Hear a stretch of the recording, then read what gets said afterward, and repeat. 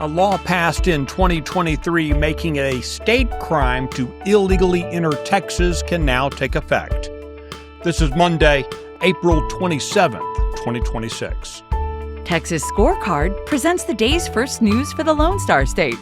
The Texas Minute, with your host, Michael Quinn Sullivan.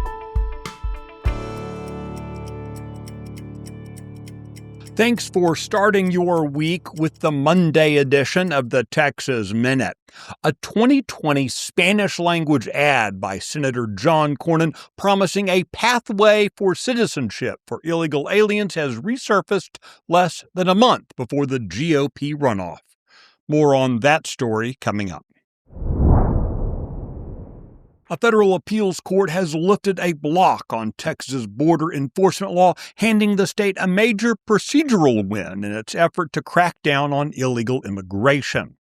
The law in question was passed back in 2023, creating state-level criminal penalties for illegal entry into Texas and giving state and local law enforcement a direct role in immigration enforcement. On Friday, the U.S. Court of Appeals for the Fifth Circuit ruled that the groups challenging the law lack standing to sue. Because the plaintiffs don't have sufficient legal stake in the case, the court ruled that the lawsuit can't proceed, clearing the way for the law to take effect while broader legal questions remain unresolved.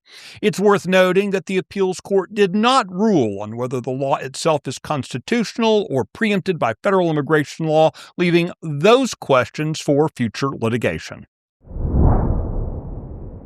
For the first time, disciplinary action reports documenting Texas educators' misconduct will include key information about the school employees being sanctioned, the nature of the allegations against them, and where they worked. For years, the State Board of Educator Certification has published reports on final actions taken against Texas educators' teaching certificates, but provided minimal, useful information to the public. Under the new system, parents and the public can search to see if any certified employees in their local school districts have been sanctioned for misconduct.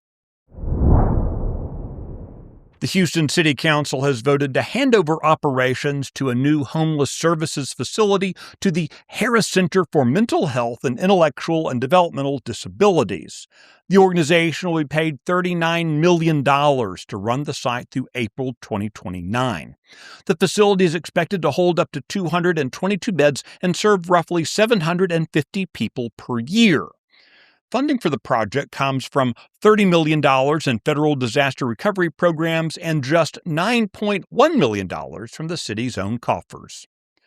The Texas Minute will be right back. Hey folks, Chris Salcedo here. I've got something special for you, the Salcedo Storm podcast.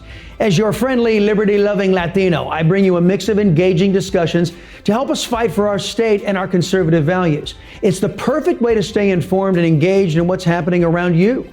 So, what are you waiting for? Don't miss out on the storm of information and entertainment coming your way. The Salcedo Storm podcast, available wherever you get your podcasts. A 2020 campaign ad has resurfaced showing U.S. Senator John Cornyn promoting his support for the, quote, legalization of dreamers. In the Spanish-language ad, a narrator proclaims that while Cornyn supports secure borders, he, quote, firmly supports legalization of dreamers. Dreamers, of course, is the nickname given by the Democrats to those brought into the country illegally as children.